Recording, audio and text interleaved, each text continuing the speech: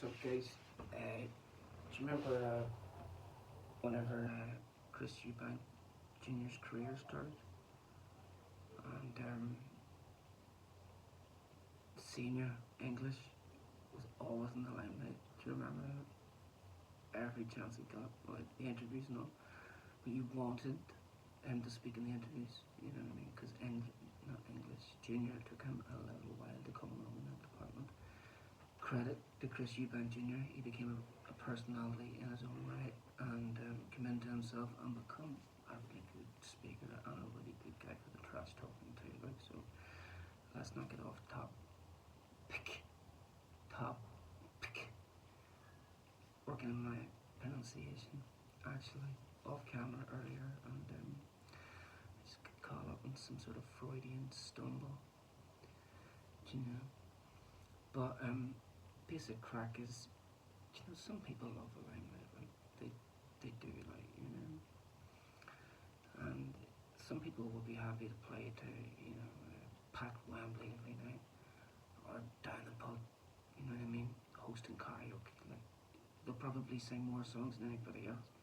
Some people are just like that, aren't they? Like, you know what I mean? You gotta know yourself, don't you? I just wanted to say a brief bit about fighting and fighting on the streets, which I thought I knew a little bit about in a few scraps, you know, in my younger days, and you know, despite the little fairy boy appearance, I always did alright considering, you know. Wasn't afraid of a scrap, like I'm not saying I was, you know, Golovkin or something, like it definitely wasn't. But there's something inside me too where I always liked to scrap.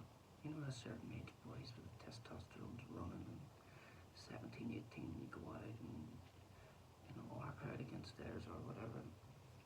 I do have to say, see, whenever I get into the boxing and started to get kind of reasonably okay at it, I honestly believed to myself that I had to be careful in case I got into a fight with someone that didn't really know what they were doing, because I'd been trained to punch to an extent now, and I could maybe actually, it wouldn't be fair,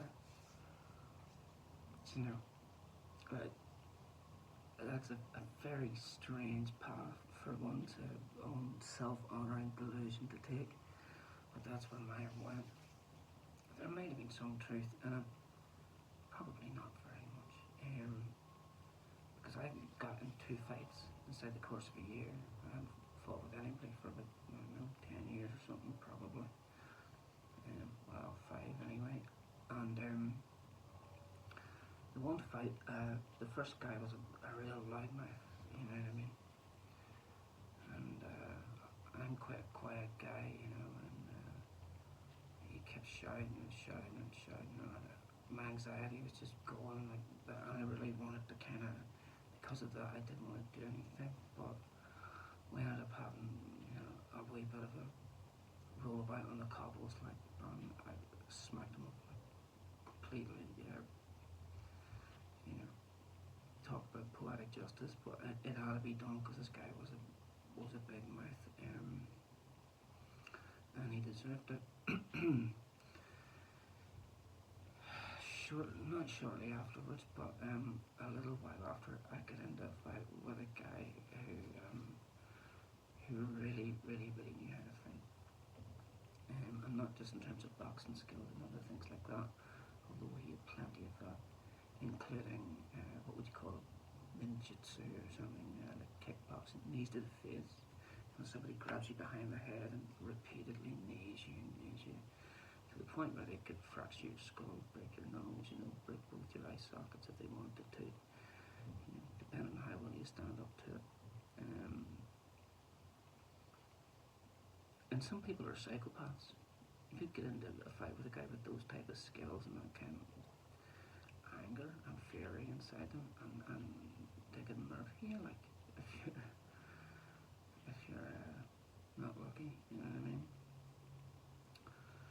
So all I would say about street fighting is, if you're a bit of a nice guy like me, just avoid it. Like, do the boxing, great, and yes, nice people yourself. But if you get into a fight with somebody who you can sense is a very dangerous individual, just remove yourself from the scene, like, you know what I mean? Because it's not worth it. There are people out there that are possessed, you know, and some of these people have learned some MMA stuff and things like this, and if they get a hold of you in the wrong way and there's nobody else there to break it up, you'd end up in a bad state.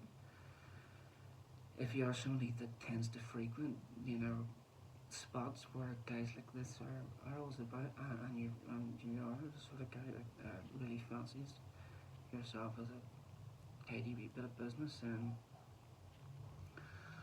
the only thing that I would advise from a short experience is learn the kicks, learn the knees, learn as many holds and locks as you can, learn to do a bit of stuff on the ground.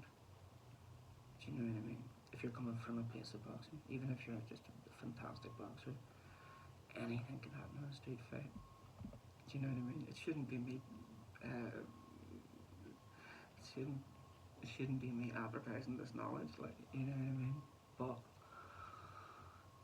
like, you know, just having been caught up in one particularly bad fight, one which I could have died, like, I could easily have died.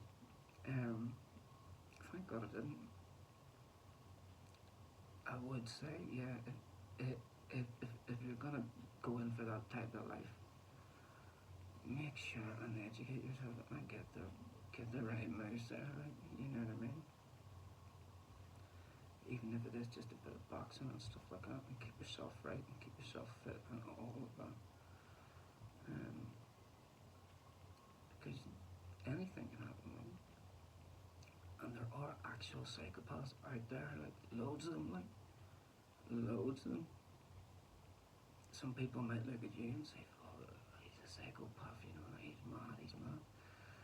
You know, there's people times 20 if you like, you know what I mean? So, yeah, learn the knees, learn the kicks, learn the holds, keep yourself in amazing shape, don't do too many drugs. You know what I mean? If you really can't be asked with all that, then just remove yourself from those sorts of circles. You know, the circle of death. Anyway, you know, that's why I don't take myself seriously anymore, and whatever delusion I have over myself as some kind of a combatant has been, you know, lessened and cheapened, and but ultimately sort of solved, and you know what I mean? You tilt the mirror a little bit, you catch yourself in the right light, and you go, "Oh, this is me.